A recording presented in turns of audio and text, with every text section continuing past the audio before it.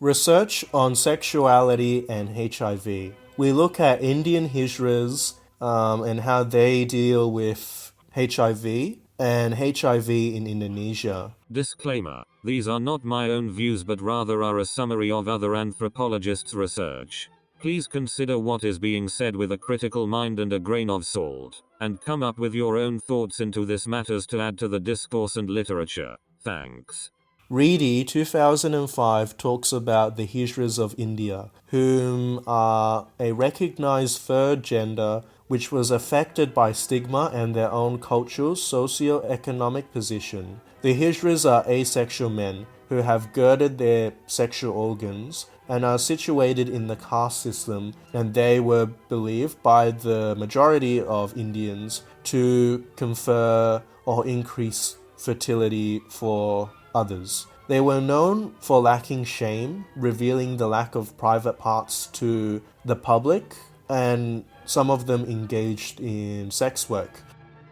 The Hijras are idealized as being purely asexual, which is considered to be respectable or izzat, and designate one as being asli or a real Hijra. Thus, there is a moral hierarchy within this categorization.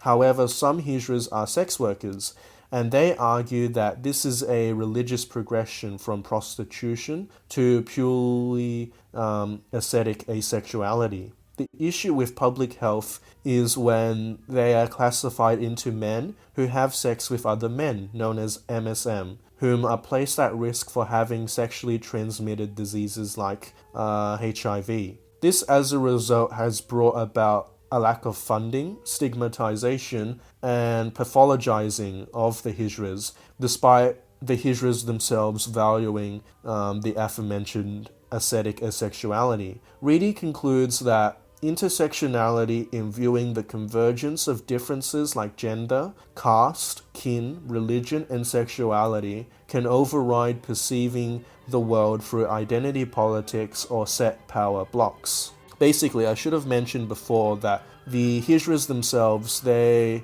just don't neatly fit into other people's categories, and this as a result has adverse effects in accessing treatment, funding, and so forth.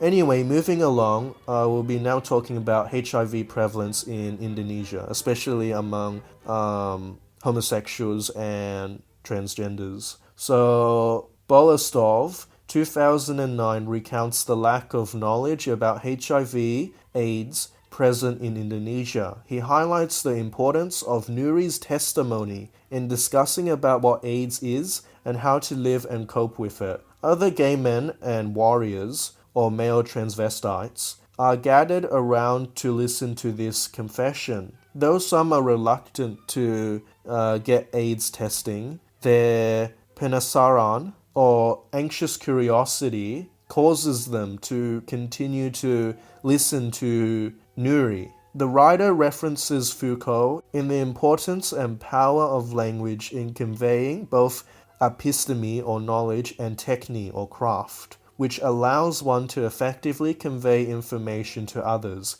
HIV is extremely stigmatizing in Indonesia, as it is associated with being foreign, commonly misunderstood and inaccurately reported by the press. This has caused some warriors to be rejected by their families, and some 70% of warriors sex workers were found to be positive with HIV according to the Pathway Foundation every month. As a result of the stigma, many orang-dangan HIV AIDS persons, which is categorized in the acronym ODHAs in Indonesian, many of these individuals often hide their status, even to the point of death. Through testimony and penasaran, it is hoped that this can solve the problem of the lack of HIV AIDS knowledge in Indonesia and help to save lives. So some questions to ask includes, what can be done to stop stigmatization of the Hijras in India? Does this mainly fall upon education and representation in the media? Will penasaran be enough to save those living with HIV AIDS in Indonesia? Or does the government need to do more in terms of public health and education in the archipelago? That being said, how does Indonesia manage to effectively engage in enacting public health policies in an entire nation that spans what? How many thousands of islands? How can the government become effective in that regard? I'll leave that question up to the viewer. Thanks for watching. Bye bye.